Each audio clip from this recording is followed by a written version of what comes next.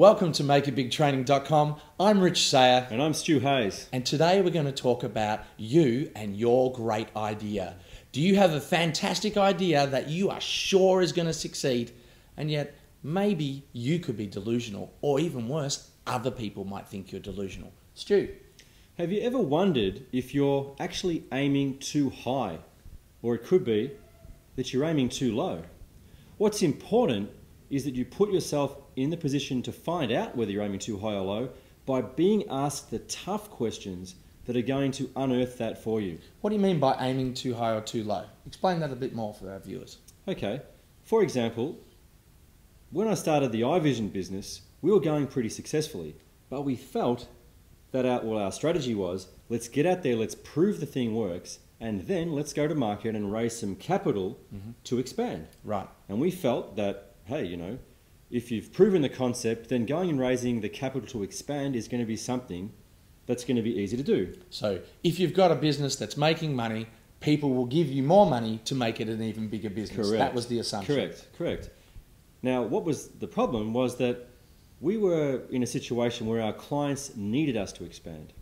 Our clients were the huge pharmacos of the world, and their requirement wasn't that we were in 150 places in one city, but that we were national. So they needed us to become national to continue to support us. Unfortunately, we needed to raise capital to go national. And we've spoken about that before. Indeed. Now here's where I'm going with this story. To a large degree, we hoped that when we got big and we proved our concept, that we would be able to raise the money. What we should have done was gone out there and actually asked people whether they would invest, or even better, got pre-commitments for capital from people before we started. So by going forward in hope, we put ourselves at great risk. Now in the end, what happened was we weren't able to raise the money, and we had to close the business, which meant we all lost a large amount of money, the money we'd invested originally. The lesson was, why didn't we put ourselves in a position of being asked these tough questions earlier on? From my experience, Stu, the importance of asking the questions is actually who you are asking the question of. In my case, I started a soft drink company that failed miserably because I was delusional. Not only did I not ask the questions, I didn't ask the questions of someone that I trusted or who would know better. I was asking musicians what they thought about me going into a fairly serious business.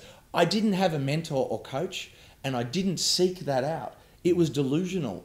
I thought I could create a business based on my enthusiasm alone, and a business takes more than enthusiasm. As you know, there's a lot more involved. And the failure in my case was not only aiming too high, but aiming too low in regards to seeking help. You know, I aimed too high in my aspirations, but I didn't aim high enough in regards to who I was asking for help from. Have you had that experience yourself? Well, I have had that experience, but let me just say, when you were talking about that, it reminded me that actually not only do you need to aim high in terms of who you're asking to help you, absolutely, but you need to make sure they're going to tell you the truth.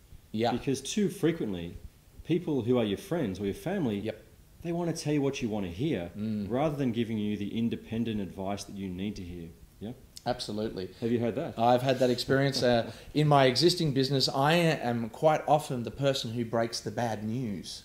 I have a lot of people that come to me wanting a career as musicians or in the arts, and often I'm in the unfortunate position of telling them they're not really talented enough. And although it's, it's tough, but you know what? Their mother was telling them they're fantastic, but my job is to say, look, go back to university or do something else. This is a nice hobby, but this is not going to become a successful business. I believe in honesty in that regard. The other part of it is the independence as well. You know? So if you crank the clock back to the chat we had a minute ago about iVision, now we had a bunch of people in this organization who were exceptionally talented and successful business people from different walks of life all around the world. You did. The problem was that we were all in it, and all being in it, we were not independent. Yeah? Absolutely. I have the uncanny ability to solve other people's problems so much better than my own.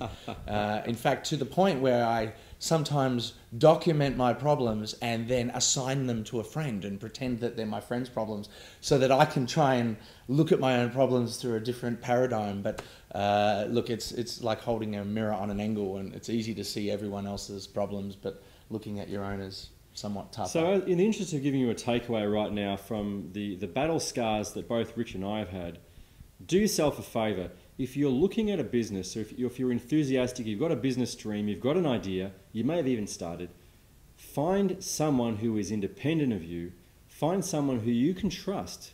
It may have to be someone who you hardly know, but find someone who's going to give you the real truth. And book a time with them today. When you finish this video, press pause, make an email, make a telephone call, but find that independent person and book in the time now. Absolutely. Stu, you got anything else to add on this one? No, that's all. That's it. We'd like to thank you for being with us. If you have problem finding a coach, just let us know. We do have coaches available. In fact, we're available to help you coach. Send us your details. Do leave comments. We'd love to talk to you. Thank you, and get out there and make it big. We're makeitbigtraining.com. Thank you. Thanks.